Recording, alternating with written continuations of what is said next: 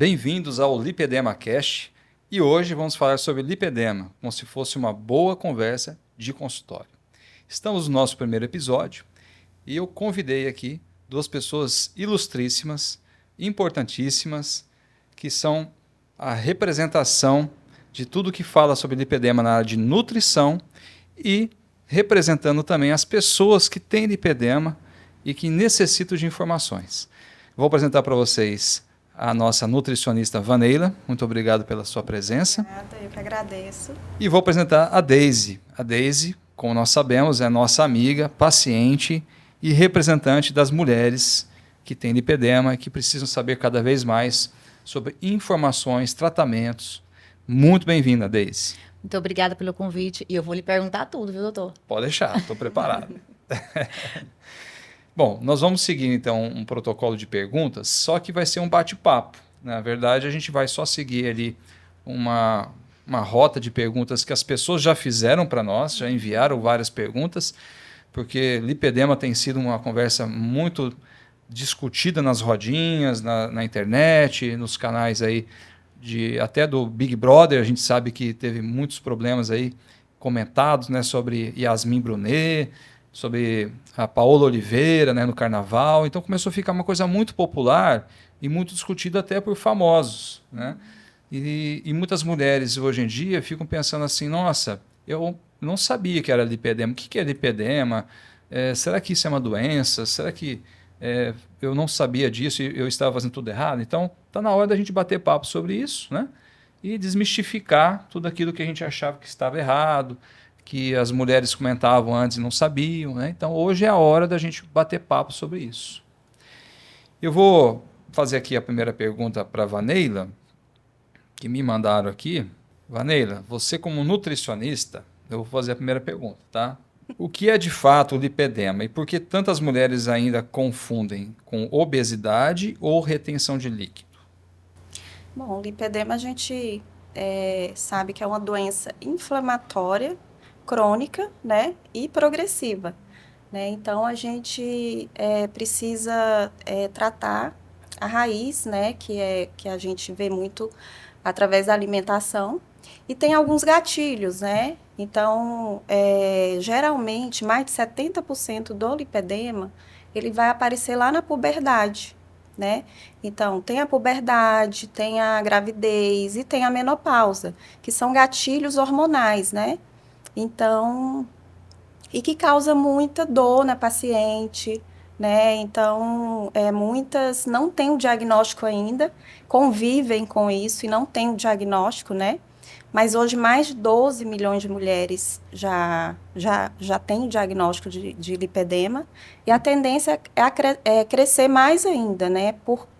Pelo desconhecido que ainda é o lipedema para algumas pessoas. E qual que é o papel da alimentação para o lipedema? Onde é que entra a nutricionista? Onde é que entra a alimentação? A nutrição entra principalmente ali para melhorar essa inflamação, né? Então, a inflamação, a retenção de líquidos, né? A melhora ali na saúde intestinal, que está muito relacionada com essa inflamação. Então, a gente tira alimentos que são inflamatórios, né? E acrescenta alimentos que são anti-inflamatórios, antioxidantes, né? E é isso. E posso perguntar? Pode perguntar. Aí, já que você está falando de alimentação, que é a que a gente tem mais curiosidade, é verdade que o leite e o glúten dá algum BO? Piora a situação. A gente vai bater um papo sobre isso. Isso é excelente pergunta. É bem complicado falar. Assim, complicado no sentido que a gente não tem uma receita pronta. Uhum. O que deu certo para você pode não dar certo para outra paciente, né? Então, a gente tem essa questão de que o leite, o glúten inflama, né? Porque o glúten é uma proteína que é de difícil digestão, né? Porque ele vem passando por modificações genéticas, né? Então, se essa paciente está ali com o intestino inflamado, permeável, né? E passar partículas desse glúten para a corrente sanguínea, vai inflamar mais. Só que a gente tem também estudos recentes falando que pacientes com lipedema também tiveram uma boa resposta comendo pãozinho todos os dias. Então, o ideal, então, você realmente, lógico, procurar, né, profissionais, mas os testes, você vai fazendo os testes. Então, hoje vou tomar leite, se amanhã ser inchada, é porque eu tenho algum problema? É, porque assim, a gente sempre orienta o paciente a observar, né, tem um diário alimentar, né, então, e na própria consulta, a gente já faz uma anamnese, que é uma conversa com o paciente, e já identifica alguns sinais e sintomas, né? Então, a gente já vê se ali vai tirar o glúten, se não vai, o leite, né? E existem os alimentos que ajudam a controlar o lipedema? E também existem alimentos que podem piorar o lipedema? Existe, porque são os alimentos inflamatórios, né? Que piora. Então, todo tipo de industrializado a gente precisa retirar, porque é um produto alimentício, que a gente nem chama de alimento, carregado de aditivos, né? E a nossa mucosa intestinal não está preparado para digerir isso, né? Então, acaba inflamando mais ainda. E se você começar uma dieta muito restritiva, assim, de primeira, vamos supor que você pega a Deise e fala, Deise, você não pode comer isso, isso, isso. Você acha que isso pode fazer mal para ela? Porque às vezes a gente fala assim, olha, ou não pode tomar leite, não pode comer pão, não pode... E eu gosto de pão. Então, cria uma Como ansiedade. é que você vai fazer comigo? Pois é, como é que vai tirar o pãozinho? Como é que vai tirar meu pãozinho da manhã? A gente tinha que fazer essa avaliação, né? Para saber se o pão está gerando inflamação por conta do glúten, né? Por essas questões que eu comentei do glúten, né? Então, é uma coisa que a gente sempre precisa saber e perguntar para o paciente se ele está disposto a deixar aquilo que está trazendo essa inflamação, né? O quanto que ele está disposto a deixar aquilo que está fazendo mal para essa questão do lipedema. Ou seja, só o remédio não vai resolver meu caso. Não. A gente estava até discutindo um caso aí de uma paciente que, eu quero fazer a dieta cetogênica. Dieta cetogênica basicamente é uma dieta low carb. Você tira basicamente o carboidrato, né? Deixa só 10, 15% de carboidrato e basicamente a pessoa se alimenta de gordura e proteína. Principalmente gordura. Principalmente gordura. Boa, né? Porque tem cetogênicas por aí, né? Se, assim, às vezes a gente recebe paciente falando assim, eu peguei no chat GPT. Né? Eu conheci uma amiga minha que só vivia comendo calabresa, que disse que podia. Não. Mas pois comendo embutido, né? É o embutido. O que a gente está falando? De alimentos inflamatórios. Então, embutido é rico em gordura, mas é inflamatório. E aí surgiu, né, a gente, nessa discussão, a possibilidade da dieta mediterrânea. Que são gorduras boas, proteínas boas, né? E de qualidade também. E isso foi baseado naquela pesquisa, né, que fizeram das populações em torno do mar Mediterrâneo em relação à longevidade. Então, você às vezes pega aqueles velhinhos, né, de 90, 100 anos, os italianos, os gregos, né, e fala, mas o que esse povo está comendo que está melhorando? Por que eles tomando vinho, colocando azeite, né, comendo peixe, e peixe às vezes gorduroso, e por que eles vivem mais? E aí as respostas começaram a aparecer. É o padrão mediterrâneo, né? É o padrão mediterrâneo. Vanilla, e por exemplo, o que você faz para tentar assim dar uma amenizada na dieta da paciente, sendo menos extremista possível, né? O que você tenta já na primeira vez, assim, o que você coloca para ela? Bom, como eu falei, a gente faz uma consulta bem demorada, né, para a gente escutar essa paciente, né, ver ali como que são os hábitos dela, a rotina, né, às vezes é uma paciente até de mais idade, né, e que fala exatamente isso, eu gosto tanto do meu leite, né, então a gente vai conversando e se houver a necessidade, né, a gente retira, né, mas não retirando completamente, mas fazendo ela entender que aquilo ali pode acarretar danos, né, então a gente precisa ouvir a paciente. Deise, o que você come que te faz mal? Hoje, o açúcar. Açúcar. O açúcar, eu descobri que, eu estava até comentando com a Nutri, que o açúcar, ele me faz mal. Você fala assim, doce... O doce, o geral, o açúcar, doce. você fala o branco, Não, refinado. o doce. O doce. Todas as vezes, por exemplo, vou na festinha da minha filha, aí eu exagerei no doce. Eu reparo que aquilo dali fica muito tempo no meu corpo, aí eu tenho um inchaço. No dia seguinte, já você sente a diferença. O cansaço já começa até no mesmo dia, se brincar, mas no outro dia é o cansaço, é o estômago ruim, é o inchaço nas pernas, dores, né? as dores, mas os inchaços nas pernas, mas que eu tenho mais nas pernas, eu realmente percebi isso. O doce. Um brigadeiro, por exemplo. Maria, brigadeiro pra mim é um veneno. Tá vendo? Ela já sabe. Eu já sei, o problema é que a gente é teimoso, né? Porque como o lipedema não é uma... É uma doença, né? Mas assim, como é que eu posso falar? Não é perigoso, então a gente só vai dar só uma inchada, só um pouquinho, né? Aí depois, na hora que você vai lá na foto, ver a foto, vai no espelho, aí você chora. Um negócio que não é só a estética, não é só o inchaço. Além das dores, você tá inflamando cada vez mais essa mucosa intestinal. Ela tá ficando cada vez mais permeável, porque o nosso intestino tem junções, né? E elas precisam estar fechadinhas. Quando a gente tem um consumo muito de alimentos que provocam essas dores, esses episódios de gases, né? Essas junções começam a se abrir. Então, é daí que surge o intestino permeável, como se surgissem buraquinhos ali no nosso intestino. Então, é por isso que passa ali a molécula do glúten, o que era para ser excretado, né, ido embora, começa a se infiltrar e parar na nossa corrente sanguínea, né? E além de inflamar mais o lipedema, pode trazer mais doenças crônicas, agravar a ansiedade, né? Tudo está relacionado com o intestino inflamado. O lipedema tem 100% a ver com o intestino? Tem boa parte com o intestino, sim. Porque tem a questão hormonal, né? Agora, não tem cura, mas a gente pode fazer um manejo com a alimentação. Uhum. E o que você acha, por exemplo, que as pacientes cometem de mais erro assim, na alimentação? Você passou lá a dieta, você orientou, aí elas voltam, retornam e falam assim, doutor, eu acho que eu errei aqui. O que você mais ouve assim? Eu acho que é nessa questão da restrição, né?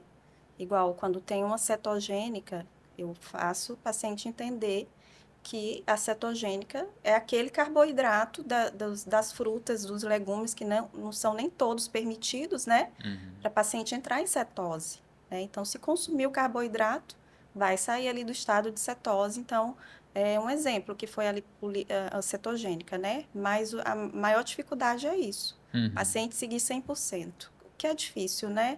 É difícil, mas tem a ver com essa questão de o quanto ele está disposto, né? A diminuir dores. Você fez bariátrica, né? Sou bariátrica. E você sofreu muito no começo, depois da bariátrica? Referente ao lipedema, que eu não sabia ainda que eu tinha, logo após a bariátrica, foi muito engraçado, eu comecei a sentir uma dor muito grande na minha perna direita. Era insuportável, que eu achei que tinha a ver com a bariátrica. Cheguei a falar com o meu doutor, falei, doutor, tá doendo demais, não é normal. Aí ele associou que poderia ser alguma coisa, né? Mas não relacionou. E depois da bariátrica, a dor ficou insuportável, eu não tinha essa dor. Eu pesava 135 quilos, mas eu não sentia essa dor. Foi após a bariátrica que eu comecei a sentir essa dor nas minhas pernas. Então, não sei, talvez tenha relação por causa do estômago, né? Que você corta, não sei. Mas a dores começou depois da bariátrica. Você teve dumping, aquele negócio de... Nunca tive. Nunca teve? Infelizmente não, senão eu ia ficar para sempre magra, né? Mas, doutor, deixa eu só te falar, que eu já consultei com o doutor, e eu quero só falar um negócio pro senhor. Eu fiquei tão chateada quando eu fui no consultório do senhor, e você virou e falou assim, Deise, lipedema é só alimentação. Porque eu queria que você me desse só um remédio. Entendi. Que eu só tomava e já resolvi. Já saía de boa. Todas querem isso. Todas querem isso. Uma pílula milagrosa. Quando você fala que a dificuldade nossa é realmente a alimentação. Porque se desse só o remédio, doutor, era tão mais fácil. E eu tenho uma coisa para te falar que você vai ficar mais chateada comigo ainda. Porque são 3 pilares, né? É a alimentação, o exercício físico e a mudança de hábitos. Sim. Então, esses 3 pilares, eles são importantíssimos, né? Até para a gente conscientizar Muitas vezes a pessoa fala assim, não, só vou fazer dieta. Ou só o exercício, Ou né? só exercício, por exemplo. Aí pode não conciliar uma coisa com a outra, né? Ou então a pessoa faz dieta por conta própria e não imagina que está se inflamando mais.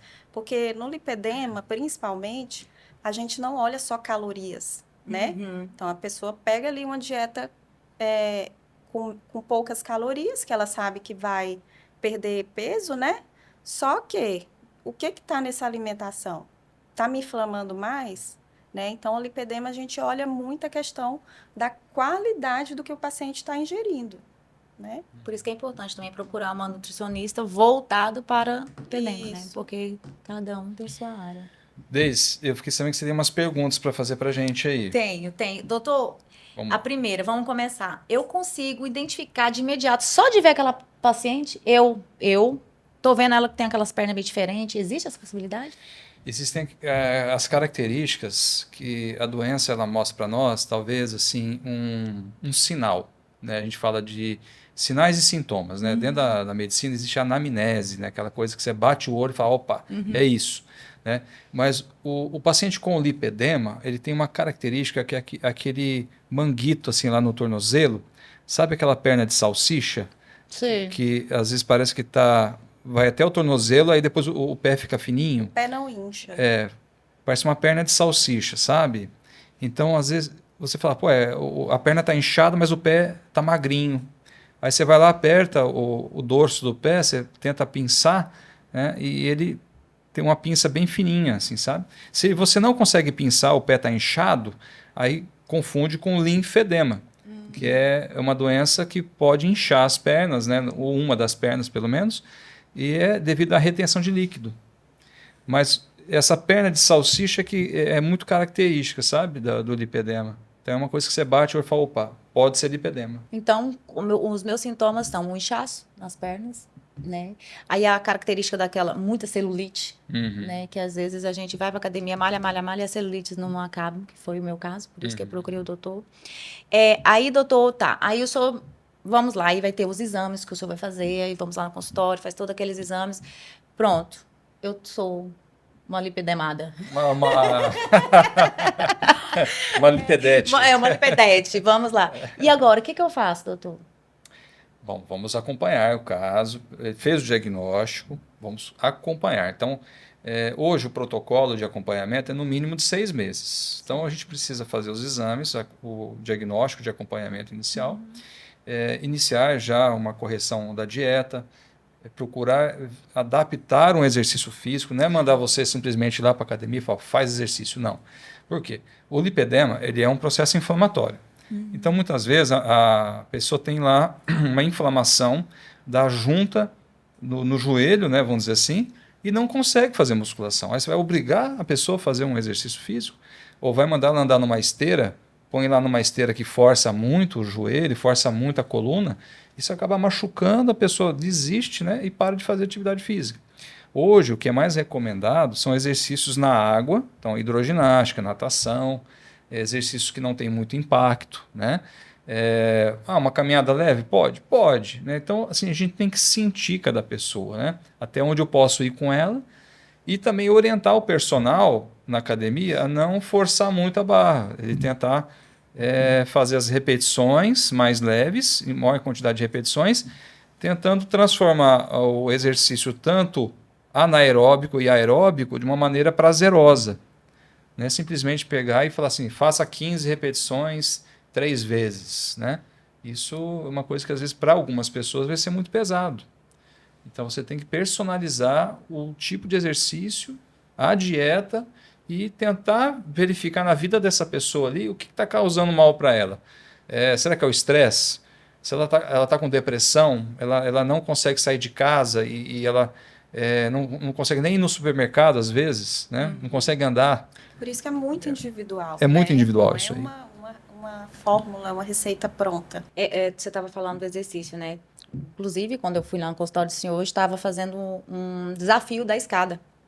E aí o doutor falou, Deise, quem tem lipedema, isso aí pode prejudicar muito. E realmente eu vim perceber que alguns profissionais, até da educação física mesmo, eles não estão preparados para receber a gente que tem lipedema. Uhum. Porque quando eu questionei sobre isso, não houve o retorno sobre isso. Não tem problema, você pode fazer, que é melhor você fazer. Quanto mais exercício você fazer, melhor para o lipedema, Sim, né? exatamente. Uma outra coisa, doutor, sobre as massagens, drenagens. Drenagem linfática.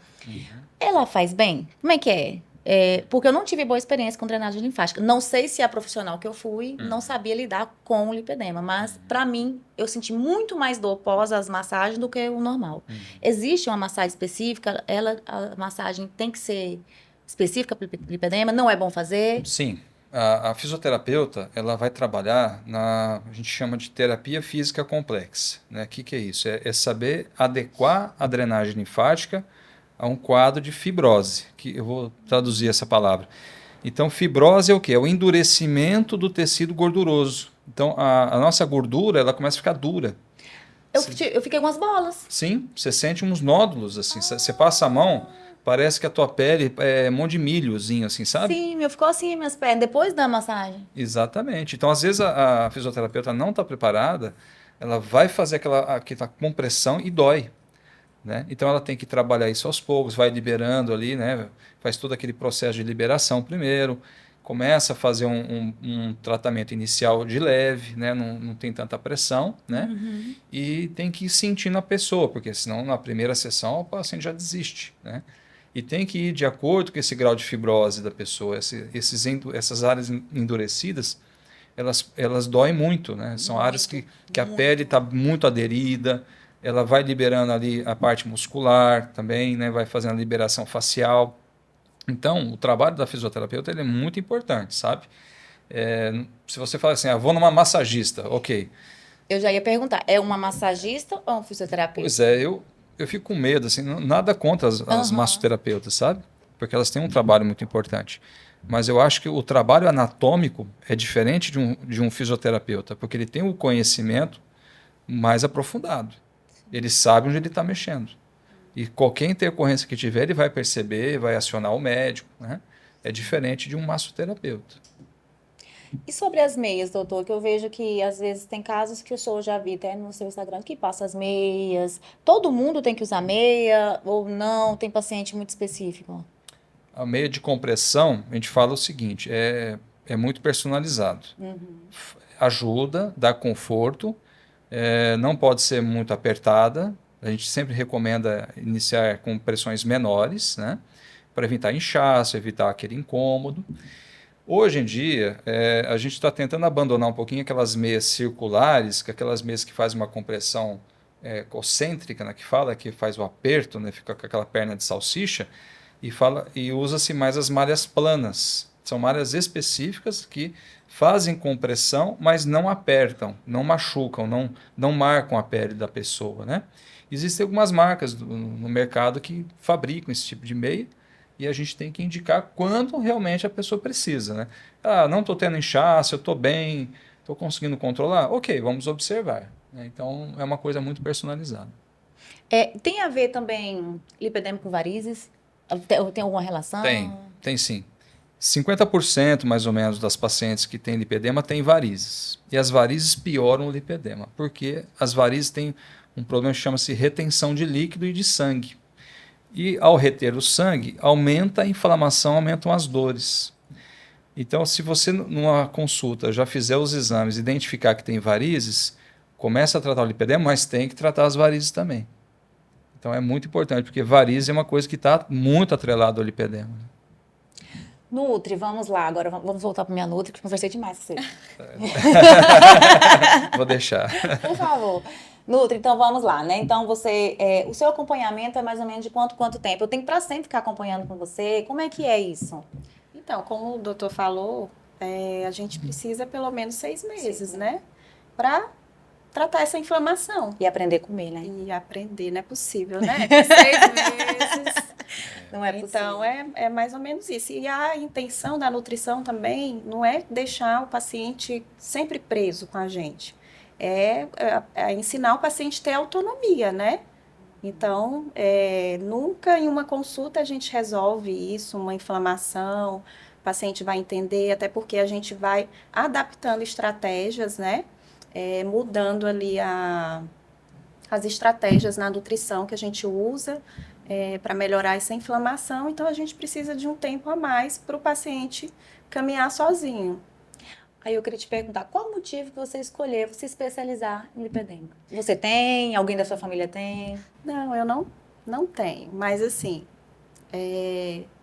eu já, há um tempo eu já me apaixonei por saúde da mulher, né? Por quê? Porque eu sou mulher, porque eu já passei, assim, por quase todas as etapas dos ciclos que a mulher passa, né? Puberdade, a vida adulta, gravidez, então só está faltando a menopausa, né? Então, eu me apaixonei por esse mundo de saúde da mulher, né? E a gente tem, assim, 80% dos pacientes são mulheres, né? E quando eu fui para essa área, né, é incrível como tem mulheres que sofrem por essas questões, não só o lipedema, então, endometriose, síndrome do ovário policístico, menopausa, né? Então, eu estou cada vez mais me aprofundando nisso, até porque todo dia sai novidade, né? Hoje tem algum caso assim que você fala assim, nossa, esse caso aqui foi o melhor caso que eu peguei, foi um caso de sucesso. Tem algum caso específico?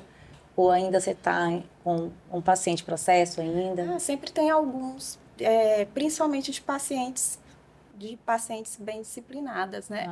Não sei porque que ela toda hora fala, olha para mim e fala, faço disciplinadas.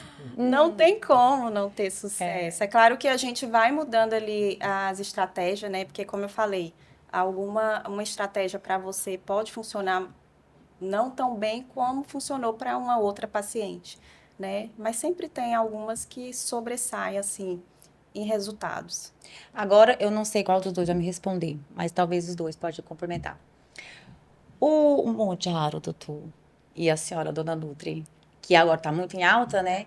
Ele faz realmente essa diferença na pele, no problema do lipedema? Ou isso é ilusão? Não tem nada a ver. Olha, do meu lado da nutrição, faz, porque a paciente vai ali perder gordura também, né? E a nutrição é importante para dar esse aporte ali para evitar também perder massa magra, né? Que a gente precisa perder gordura, né? Massa magra, a gente luta para ganhar ela e a gente não pode perder assim, porque eu falo que é nossa poupança metabólica, né? Então, melhora o metabolismo, melhora a questão de insulina, né? Então, vai melhorar a inflamação do lipedema. Eu vi recentemente uns trabalhos e conversando com muitos colegas que assim o Mounjaro ele tem uma ação diferente do Ozempic em relação à perda de massa muscular. Qual que é o grande gatilho aí do Mounjaro? Ele não faz você perder tanto músculo quanto o Ozempic. Porque o Ozempic, você perde mais ou menos aí em torno de 43, 35% de massa muscular. Perde gordura também, mas perde massa muscular. Para o lipedema, isso não é muito bom. Porque você perdendo gordura, ok, você melhora a inflamação, mas você fica flácida e você fica fraca. E ao fazer atividade física, você sente o quê? Uma dificuldade, uma fraqueza, ali, uma fadiga. Né? Então, no caso da tirzepatida, né, o Mounjaro, você perde uma massa muscular também em torno de 20 a 25%, que não é tão significativa ao longo do tratamento. E, lógico, os sintomas são basicamente os mesmos, as náuseas, né, aqueles sintomas gastrointestinais, e você percebe que o metabolismo de quem usa o Mounjaro ele é um pouquinho mais favorável que o Ozempic. Então, por isso que ele está sendo assim a grande estrela do momento, né? E também justamente por conta dessa diminuição na perda de massa magra, né? Então, o metabolismo vai trabalhar melhor, né? E quanto mais massa magra a gente tem, melhor o metabolismo. Você percebeu que quando você fez a cirurgia bariátrica, você acabou de responder que você ainda sentia dores, né? Eu comecei a sentir dor pós a cirurgia. Pós-bariátrica. Então, é isso que a gente fala. Às vezes, só emagrecer não ajuda a tratar o lipedema. Porque o lipedema é uma inflamação. Ah, eu perdi gordura, mas eu ainda estou inflamada, né? E por que você está inflamada? Porque os alimentos, os produtos que você tem utilizado, ajudam a piorar as dores. Então, por isso que a gente fala, tem que ser uma coisa direcionada. Você acaba tratando lipedema e emagrece? Sim, faz parte do tratamento. Mas não é o objetivo principal, emagrecer. Às vezes a mulher, ela fazendo atividade física, ela começa a ganhar massa muscular e fala, doutor, mas eu estou engordando. Não é que você está engordando, você está ganhando massa. Por isso que é importante a gente fazer sempre a avaliação física em todo acompanhamento, né? Que a gente vai acompanhar como que está a composição corporal dessa paciente. O que tem de gordura, o que tem de massa magra. Agora, uma experiência que eu tive com o uso de Mounjaro, né? Porque eu não falei, mas eu sou bariátrica, mas eu tive reganho de peso de novo, né? Que a gente opera é a barriga, não é a cabeça. Mas aí tá. E aí foi todo aquele processo, tudo mais. Mas o que eu tenho para dizer? Foi aí que eu descobri que eu tenho um problema com doce. Porque através do Mounjaro, eu perdi toda a vontade de comer doce, né? Então, automaticamente diminui também todo o carboidrato que eu comia. E aí eu percebi que, de fato, porque nem a bariátrica me proporcionou isso. Porque mesmo bariátrica você continua comendo, né? E não, já o Mounjaro, ele não te deixa comer, você não tem vontade. Então, a meu lipedema melhorou devido eu retirar o doce e diminuir muito o carboidrato. E aí, consequentemente, diminuiu a inflamação. Provavelmente. E o leite, você passa mal com leite?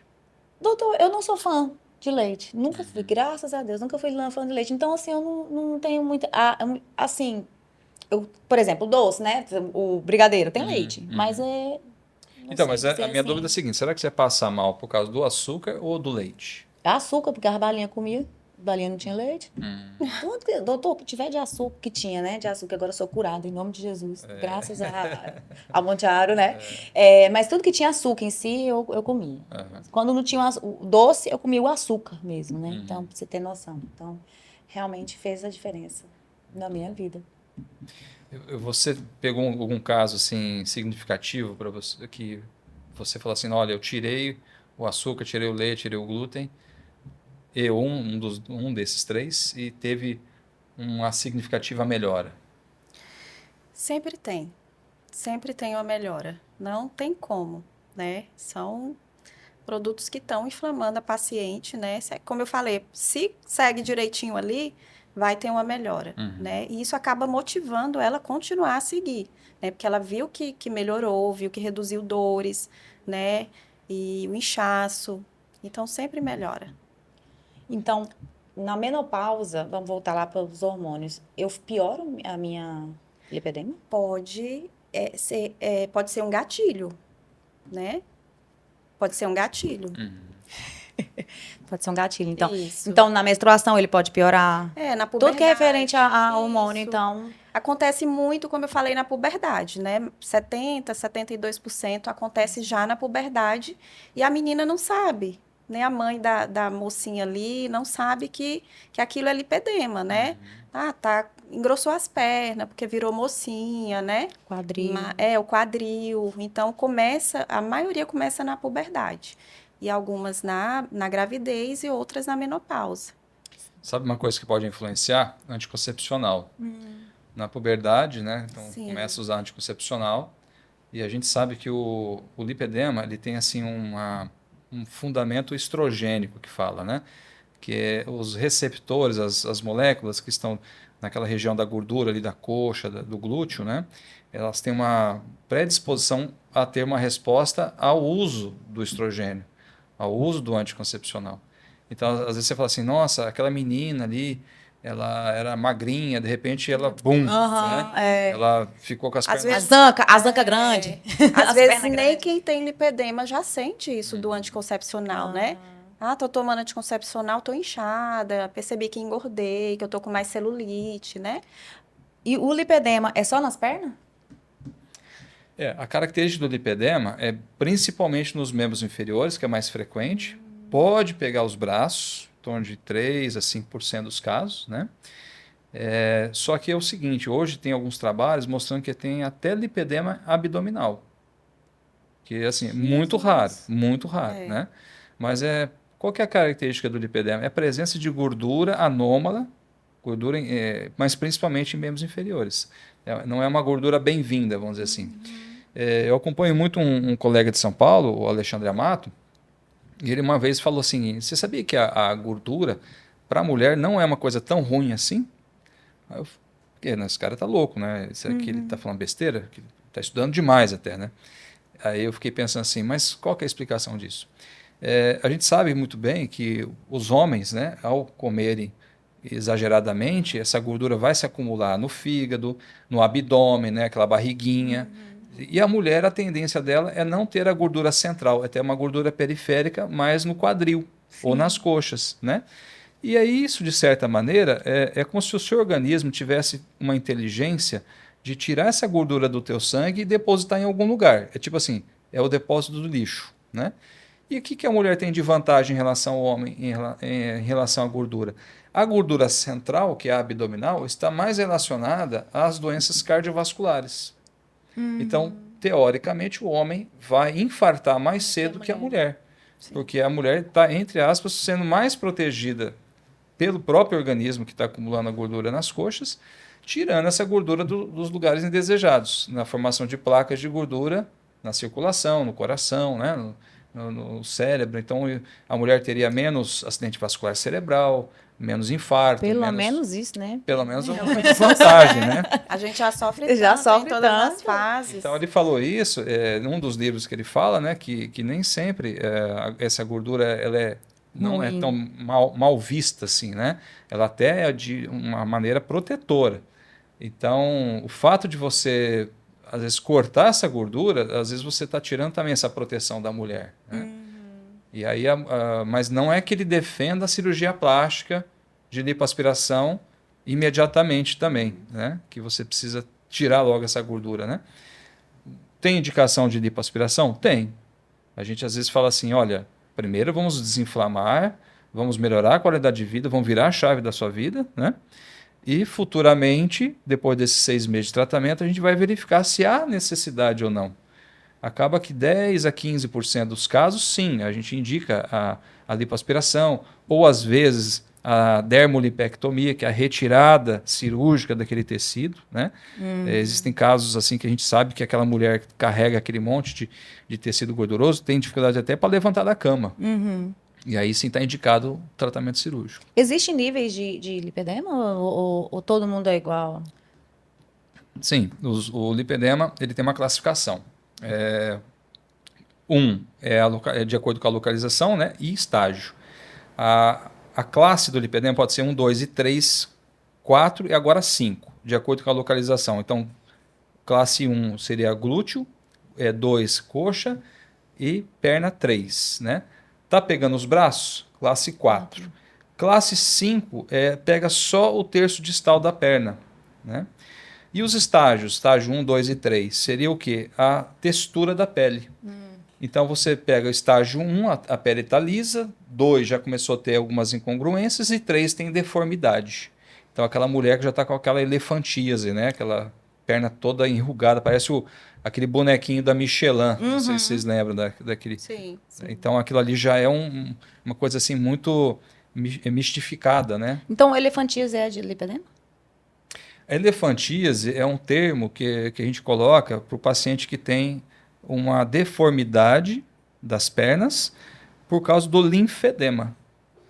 E outra coisa importante, linfedema a gente sabe que é o acúmulo de líquido, né, que é a linfa, né, nas pernas, que o lipedema pode virar um linfedema. De acordo com a piora do quadro, às vezes a mulher vai deixando, sabe aquelas senhorinhas? Sei. Que vai deixando, a perna vai piorando, a perna vai engrossando, não volta mais, de repente começa a ter um monte de deformidades, enrugamento, e ela ganha o linfedema e não volta mais à normalidade.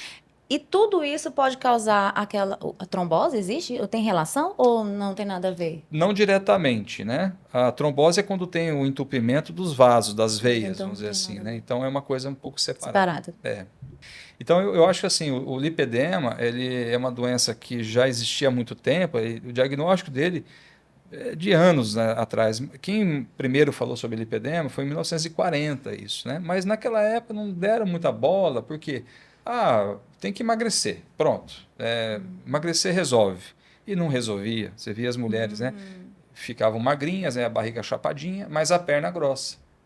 E aí falava assim, não, isso aí é genética, isso aí é do povo, né? Porque o brasileiro, por exemplo, é miscigenação. Sim. Você pega as mulheres negras, né, as africanas, que têm um quadril largo, né? Mistura com o pessoal europeu, e aí a mulher acaba tendo um quadril maior. Então você fala assim, as brasileiras têm um quadril maior, né? As africanas maior ainda, né? As japonesas já têm um bumbum mais chapadinho, né? Então você fala assim, puxa, qual que é o normal disso tudo, né? Não existe o normal, o que existe é a adaptação, né, de cada pessoa. Né? E assim, é muito bom você receber o diagnóstico, porque assim, quando a gente se olha no espelho, a gente se condena muito, porque, nossa, não é possível, faço, e não vem o resultado. Então, de certa forma, é bom, libertador, mas também é cruel, porque quando o doutor falou que dependia só de mim, foi muito cruel. É por isso que quando a gente recebe a paciente no consultório, ela já vem cheia de dores, de traumas, né? Então é uma sessão ali, teve paciente que já chorou. É porque dói, não só o corpo, dói a alma. Dói porque ela faz um esforço e não consegue o resultado. E o olhar do outro pra gente, por exemplo, quando eu uso short, gente, o olhar é horrível. Isso. As pessoas olham direto. E eu faço questão de usar short. Gente, tem uma notícia muito ruim para vocês. Infelizmente acabamos. Nós temos um tempo aqui. Viu? Foi muito rápido. Foi muito rápido. Né? Mas o Lipedema Cast está no primeiro episódio. Quero agradecer a audiência que vocês estiveram aqui conosco. Teremos mais episódios, teremos mais convidados. E o Lipedema Cast é isso aí. A gente vai conversar sobre lipedema como se fosse uma conversa tranquila de consultório. E eu conto com a presença de vocês, perguntas, comentários. Espero que vocês estejam cada vez mais ligados no nosso canal. A gente agradece a presença aqui da Vanella, nossa nutricionista. Eu que agradeço a oportunidade de estar falando e desmistificando algumas questões do lipedema, né? Agradeço a Deise, proprietária da loja Lotus, né? Faz a sua propaganda aí, por favor. Fale os seus produtos aí. Gente, eu vendo aqui umas roupas fitness, eu vou te contar, o doutor já aprovou, viu? Tem alta compressão excelente para quem tem lipedema, viu? Então, passe lá na loja. Sim, com eu certeza. agradeço muito, doutor, pela oportunidade, porque a gente conversar, né? E eu representar as meninas que têm esse problema é muito bom. Saber que a gente tem liberdade para conversar e ser escutada, né? E você agora é a nossa garota lipedema, você sabia disso, né? Que chique! Que chique. Lipedete, como é que é? Uma lipedete. Uma lipedete. Ai, obrigada, doutor. Gente, muito obrigado e conto com vocês nos próximos episódios.